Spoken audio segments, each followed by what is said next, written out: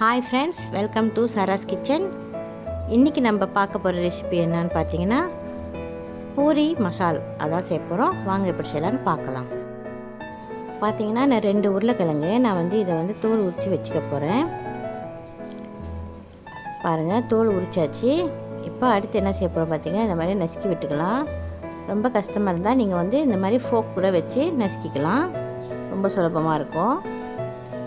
நசுக்கிட்டு ஒரு ஓரமாக எடுத்து வச்சிடலாம்.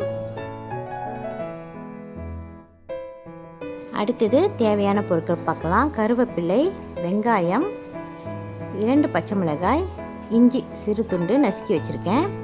ஓகே, கடலை மாவு, கடலைப்பருப்பு, உளுத்தம்பருப்பு, கடுகு, இதுதான் தேவையான பொருட்கள். வாங்க செய்ய ஆரம்பிச்சிடலாம். சட்டியில் எண்ணெய் கொஞ்சமாக ஊற்றிக்கலாம். அதில் கடலைப்பருப்பும் உளுத்தம்பருப்பும் நம்ம ஆட் பண்ணிவிட்டு நல்லா பொன்னிறமாக வர வரைக்கும் வெயிட் பண்ணலாம். நம்ம சேனல் இப்போ தான் நீங்கள் ஃபர்ஸ்ட் டைம் பார்க்குறீங்கன்னா மறக்காமல் சப்ஸ்கிரைப் பண்ணிக்கோங்க.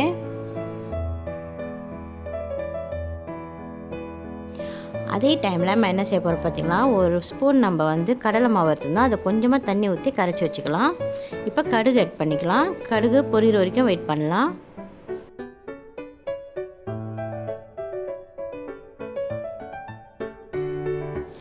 கடுகெல்லாம் வெடிக்க ஆரம்பிச்சிருச்சு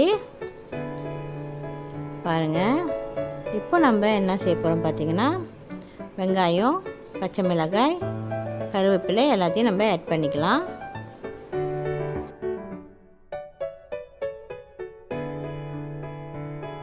கொஞ்சம் வதங்கினதுக்கப்புறம் இஞ்சி நம்ம இடித்து வச்சுருக்கோம் இல்லையா, அதையும் நம்ம ஆட் பண்ணி எண்ணெயில் கொஞ்சம் நேரம் வதக்கிக்கலாம். ஓகே, வதக்கியாச்சு. இப்போது நம்ம நசுக்கி வச்ச கிழங்குகளை ஆட் பண்ணிடலாம்.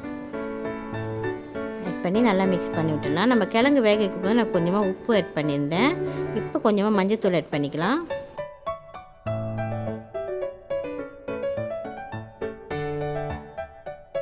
அடுத்தது நம்ம கரைச்சி வச்சுருந்த கடலை மாவு தண்ணியை ஆட் பண்ணிடலாம்.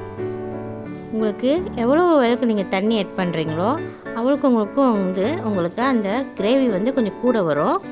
நிறைய பேர் சாப்பிட்றதா இருந்தால் நீங்கள் இன்னும் கொஞ்சம் தண்ணி ஆட் பண்ணி கிண்ட கடலை மாவு ஆட் பண்ணியிருக்கிறனால அது கூட வந்துக்கிட்டே இருக்கும். இப்போ உப்பு தேவையான அளவு உப்பு சேர்த்துக்குங்க. நம்ம கிழங்குல உப்பு சேர்த்துறதுனால கொஞ்சமாக உப்பு ஆட் பண்ணியிருக்கேன்.